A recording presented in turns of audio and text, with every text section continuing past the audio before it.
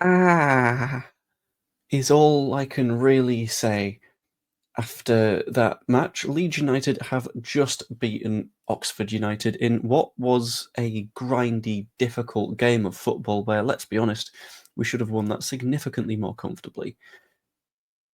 But I'm not going to be mad in the slightest because we got the job done. Looking at the stats, 1.83 XG to us, 0.37 to them, 67% of the ball, 11 shots, 4 of which were on target. 2 big chances, they didn't have a single one.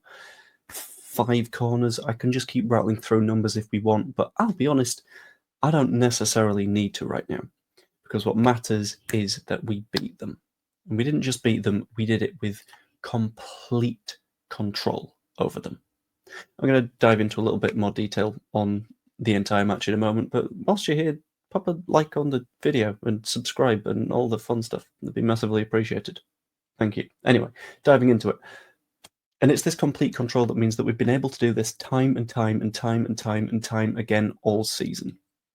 And whilst a lot of the time you've had people saying that Daniel Farke's football is boring or it's too results based, these are the matches where that counts. The matches where the other side is going to come at you a little bit because they also need a result. But the way that we respond to that is just by tightening in and really grabbing onto them and making sure that they're not able to break free and cause us problems. They had 2 shots on target. They're XG on target, so this is like after the shot is taken, so it measures up like how well a goalkeeper's doing, basically. It would have taken that match happening 6 times for them to have scored a goal, based on XG on target. Meanwhile, in theory, we should have scored 2.5. Madness, genuinely brilliant, and a big part of that brilliance is increasingly Manor Solomon. Manor bloody Solomon again. Ole ole. I'm looking forward to that one on Monday. Who is just, as the season is going on, you've had more and more people sort of saying, well, he's not performing as we'd expect. The guy's currently on 18 goal involvements off the top of my head. I'm going to have to do a very, very quick check on this, actually. This is another loosey-goosey kind of video where I'm just sort of like letting it ramble because I feel like these are quite fun. But Manor Solomon has had a ridiculous season. Yeah, 18 goals and assists combined this season, which is obscene. And he's outperformed his XG relatively comfortably. He should have had more assists than he has because our finishing's been a little bit squiffy throughout. But the way that he's interlinking with Juni Firpo down that left flank is obscenely good. And the way that he's able to cut inside and bounce off Brendan Aronson is also absolutely fantastic. And the front of the pitch is working really, really well at the minute, although I've got a little mild concern segment coming up that I'll get into in a couple of minutes, but they are very, very mild and they don't matter for now. Because whilst we're talking about the front of the pitch with Solomon, again, ole ole, we also need to talk about the back half. And this is where I'm going to bring in one of our more underrated fucking superstars this season. Joe Rodon is a piss take of a player. This season in the league, he has missed a grand total of 5 minutes of football. That's it. 5. He's just always there, always present, always willing to do his very best. And whilst, yeah, he might not be technically the best, he's one of those players that you absolutely love being in your squad because you can tell just by the way that his face is that he gives a shit. And that is the very least that you want from a player if you are a Leeds United fan. And it's not only that he gives a shit, because cool, that's the bare minimum. It's the way that he expresses that on the pitch, the way that he will win almost every ball that he goes to fight for. And you know what? If he's lost an aerial duel, he will make sure that he makes it happen next time.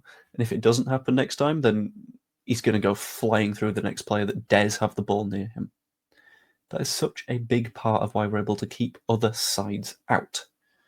And it's the keeping the other sides out that is allowing us to be one of the best sides the Championship has seen in a long while. We're on 91 points with 3 matches left. We've broken what we got last season already. And our remaining matches are Stoke, Bristol City, and Plymouth. Bristol City, who are getting increasingly close to being on the beach. Plymouth, who are bottom of the table. Yeah, they're getting the odd result.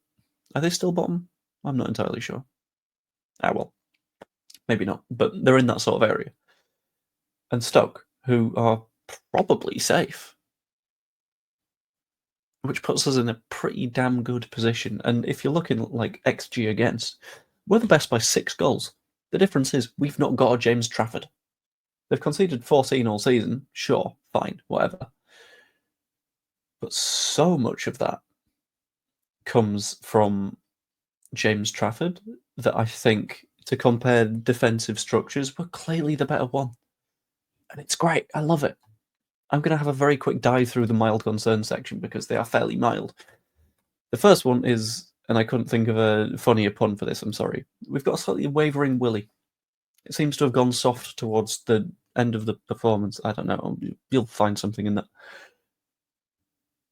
And we're in a very odd situation with him, where we know that we have a very good winger there, but our Willie's going in the wrong places, is the way I'm going to put it. So when we've got Dan James on the pitch along with Jayden Bogle, we know that they are able to find that overlap a little bit more effectively, but with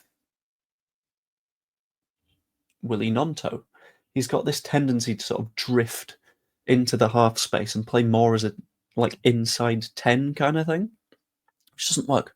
It does not work, and it leaves Jayden Bogle all on his own, sprinting up and down that right flank. And it just brings us problems after problems after problems. So I quite like Dan James back for Stoke. But again, this is a minor quibble because at the end of the day, we won and it's fine. In addition to that, we've got another player that seems to be playing as a 10 by accident. Hello, Joel Peru. So there were points in that match where we were basically playing with 3 number 10s, which isn't really ideal, is it? It's sort of overstuffing that area of the pitch and forcing everything together, meaning that no one has any space to do anything, which I do not like, and is building problems for ourselves, and is a problem that we will have to solve eventually. Maybe in the Premier League. I say maybe. I'm convinced that we are going up now. It would be very, very, very difficult for us to not at this point. So when I'm looking at Monday, I'm feeling very good. I'm looking at standing in the North Stand, and if you're able to spot me at any point, say hello. It's going to be great. Paul from Leeds Therapy is going to be with me. It's wonderful. And I think beat Stoke and it's done. And if it's not Stoke, it's Bristol.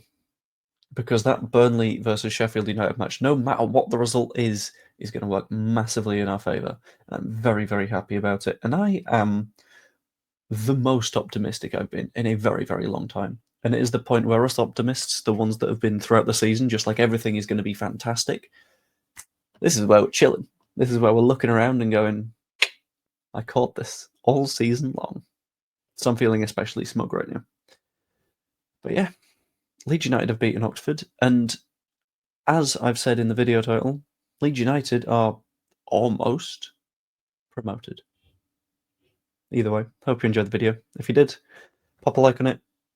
The cold is kicking in, so I'm about to have a coughing fit, so I'll do that off video in a moment.